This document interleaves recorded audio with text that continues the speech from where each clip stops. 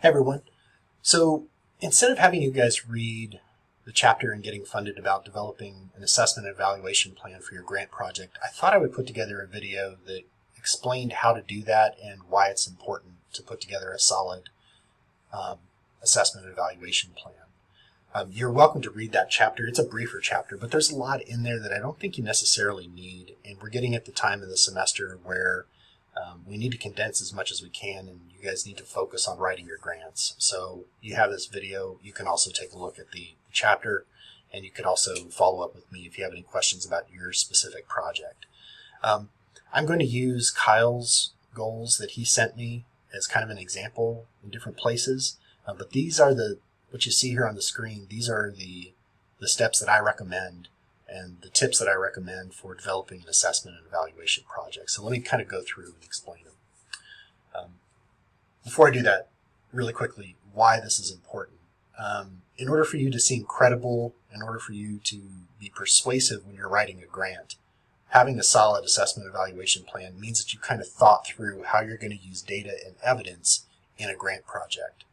Changes happen when you write a grant and when you get a grant. So you plan for one thing, but then circumstances arise where you plan to do this one thing, but this other thing happened, and maybe one of your volunteers kind of quit the project, or things just happen. So having an assessment and evaluation plan means that you are collecting data about what people are learning, and when you make changes to a grant, which inevitably happens, you can use data to say, all right, this change happened, but based on the data that we have about what our participants are learning or what they're getting out of this project, we think that we can keep the quality of the project if we redirect and do this other thing. So it's about using data to make decisions, and particularly when you're making decisions about whether you need to make changes to a project or changes are kind of being inflicted on your project. So it just makes your project much more persuasive and more thoughtful if you have a solid assessment and evaluation plan. You start out, though, with having good goals.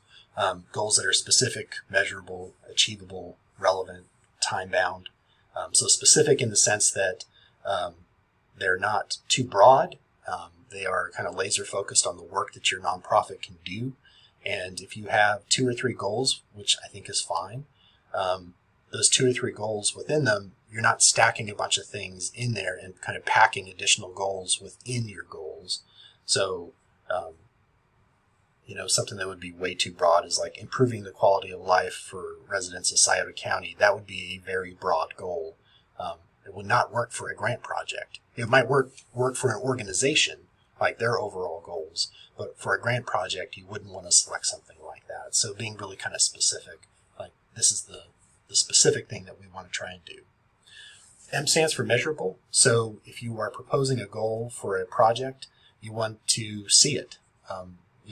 You want to be able to know that it happened and know that you've kind of met those goals. So again, improving the quality of life for folks in Scioto County, you can measure that on a few different indices, but for a grant project, it'd be way too much. It would be really hard to measure that.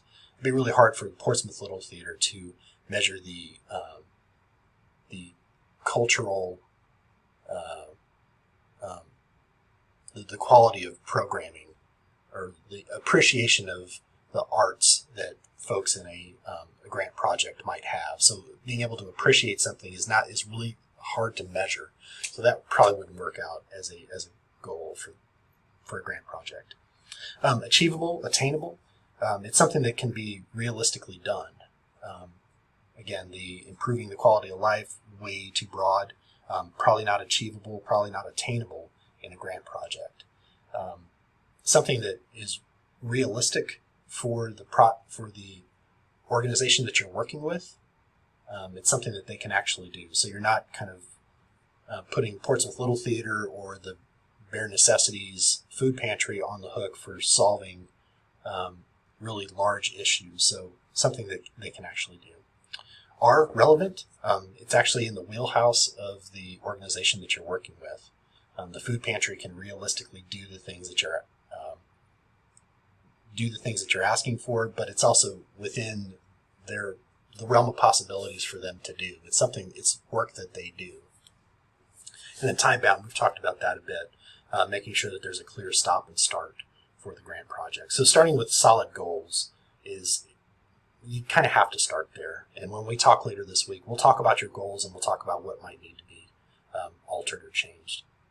And then you break the goals down. So let me go down to Kyle's examples down here. So these are the goals that Kyle sent me. Camp will educate 2 groups of kids. So educate is the goal, is one of the goals. Partnering, you could also say, or hosting a theater camp. I really think educate is the overall goal here. So when I say break down the goals, I think Kyle's done that a little bit. So one in lighting and sound, so running tech, and then one in performance. So to break this goal down into tech and then performance, and then you could even do that a little bit more. So in the performance area, you might say, all right, in this camp, we want students to learn how to deliver a monologue. We want them to learn how to perform in comedy and in drama. So we want those 3 things to happen. And then you could say in the lighting and sound or running tech, it's the soundboard, it's the lighting cues, but it's also other aspects of tech, like running props and things like that. Like being able to break down, this goal comes into these 2 categories, and then within those categories you could break it down then a little bit further. So once you break those goals down, you identify formative assessments and summative assessments.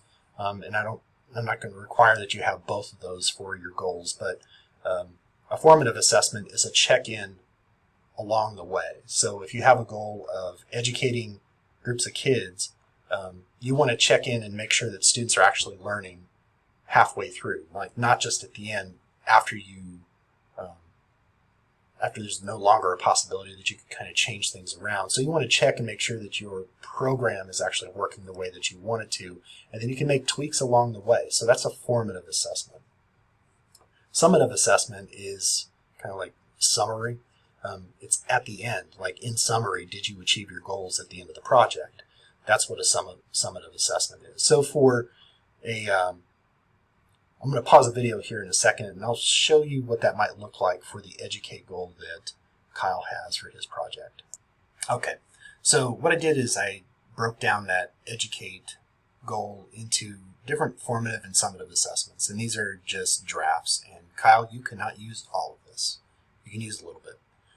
So a formative assessment might be, again, formative assessment is like we're checking in along the way to make sure that the program is working the way we want. So we might observe kids using the soundboard and lighting board after a tutorial. So there's a little class about how to run a basic sound cue. And then the way that you might assess that or evaluate that is to, after you've done a tutorial, after a lesson, you ask the kids involved to set up a sound cue, and then you observe and note whether or not there's any errors. And then if there are errors, you notice a trend, you adjust the curriculum as necessary. You might also develop a quiz or something like that, and then you note trends in the quiz data and adjust the curriculum based on what you see. A summative assessment is kind of like at the end of the project and kind of summing up, and there's not really an opportunity to make any adjustments. It's just kind of like, did students learn? So tests on a sound and lighting board at the end of a program. So a test would be really good. And observing whether or not students seem to learn. So you might observe the final performance and see whether or not there are cue errors or the number of cue errors that students might have there.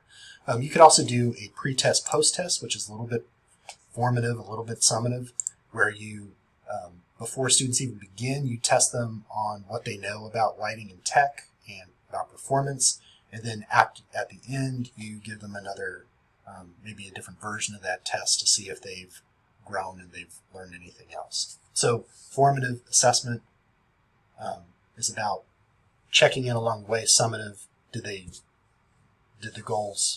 you accomplish the goals by the end of the program? So those are the 2 different kinds of assessments that you might have. So you develop a plan for how you're going to go about assessing your goals and evaluating your goals. And the different ways you can think about doing that are formative assessment, and then summative assessment. And then there's different methods that you might use. So things I think of as like indirect assessments, like you're not actually observing like the learning or the outcomes of a program, but they're still good indicators. Surveys are pretty decent. Conducting focus groups with people that have completed a program, open-ended survey items, getting people to talk about what it is they learned from your grant project, or what the takeaways were, how satisfied they were with the grant project. Likert items, those are like strongly agree, disagree, strongly disagree, and getting people to agree or disagree with a statement. And then again, I already talked about a pre-test and post-test, which are kind of indirect, a little bit direct. Direct, like that's taking examples of participant work. So like videotaping performances. If I'm thinking about Kyle's goal for like the performance end for that grant project, he might videotape performances, might get students that are involved with the project to reflect on what they learned and to write a brief reflection. There's a number of different ways you can go about it. There's a lot of different methods for assessment and for evaluating a grant project, and I kind of just scratched the surface, but hopefully I've given you some ideas of where you might go. So a grant project should have some kind of like, here's how we're going to demonstrate that we've actually achieved our goals. That's what an assessment and evaluation plan is. If you want to chat about yours, we can definitely do that this week. If we've already talked and you'd like to discuss this a little bit further, let me know. But by the end of Friday, I'd like you to try drafting an assessment plan for your grant project goals.